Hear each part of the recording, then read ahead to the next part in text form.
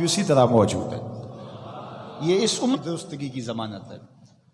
اللہ تعالیٰ جل شانہ نے ہمارے قلوب کو اپنے انوار کا مرکز اور محبت بنایا ہے، اور وہ بندوں کے اعمال کی طرف نہیں دیکھتا، بندوں کے قلوب کی طرف دیکھتا ہے۔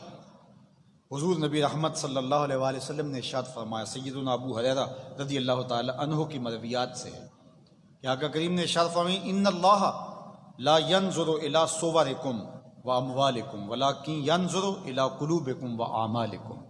اللہ تمہاری شکلوں کو نہیں دیکھتا، اللہ تمہارے مالوں کو نہیں دیکھتا، کوئی کتنا مالدار ہے، کوئی کتنا خوبصورت ہے، اللہ یہ نہیں دیکھتا۔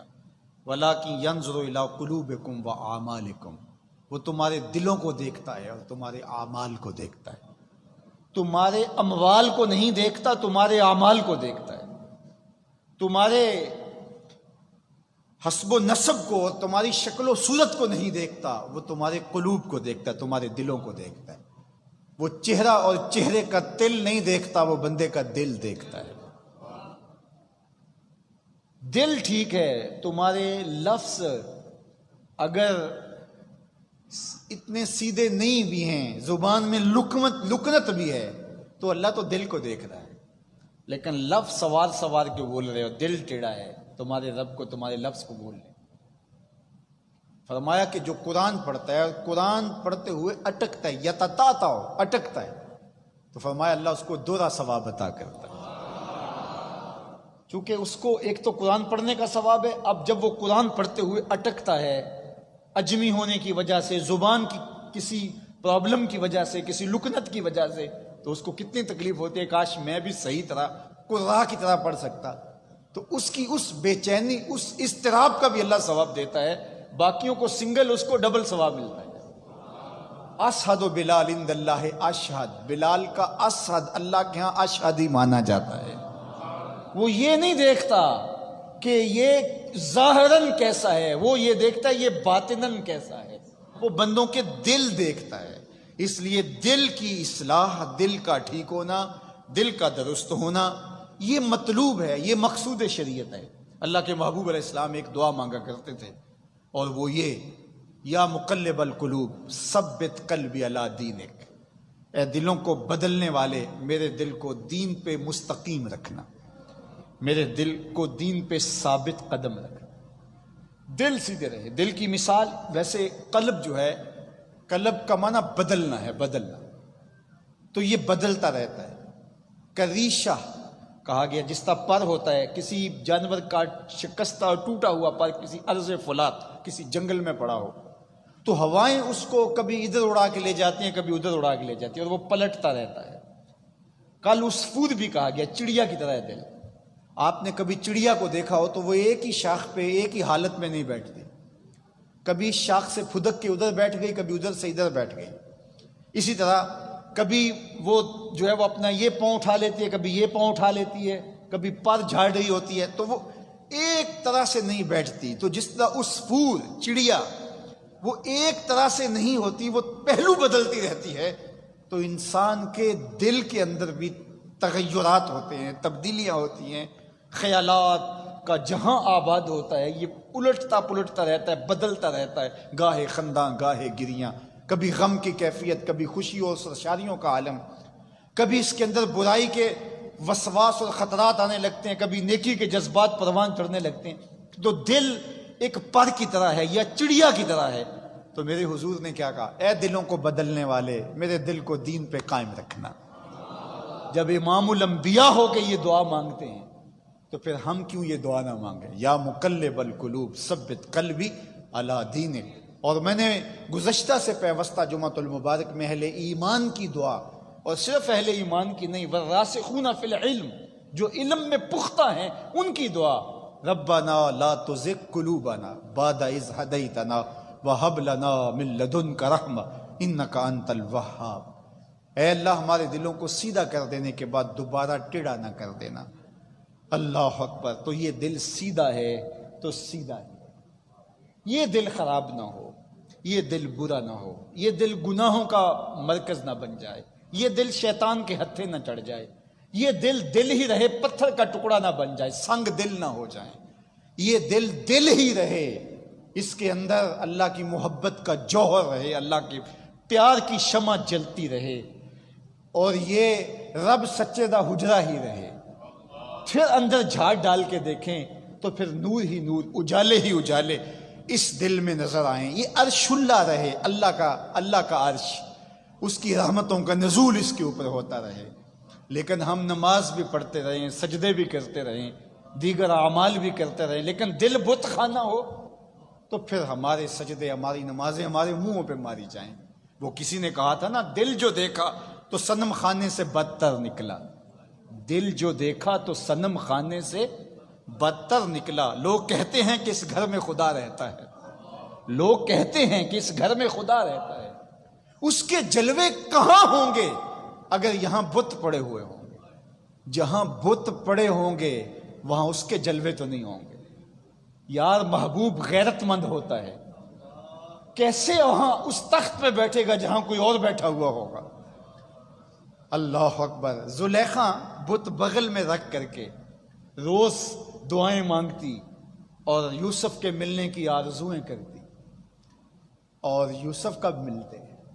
ایک دن طبیعت میں جلال آیا کہ اتنی مدت ہو گئی اس بت سے مانگتے ہوئے اور اس نے یوسف نہیں ملایا، تو اس نے غصے سے بت نکال کر کے پھینک دیا۔ ادھر بت پھینکا، ادھر جناب یوسف آ گئے۔ میرے حضور قبلہ عالم نے کیا خوبصورت کہا کہ بت بغل وچ رکھیاں نہیں ملدے یوسف، بت بغل وچ رکھیاں نہیں ملدے یوسف، بت توڑ پھر ملے دلدار تینوں، بت توڑ پھر ملے دلدار تینوں۔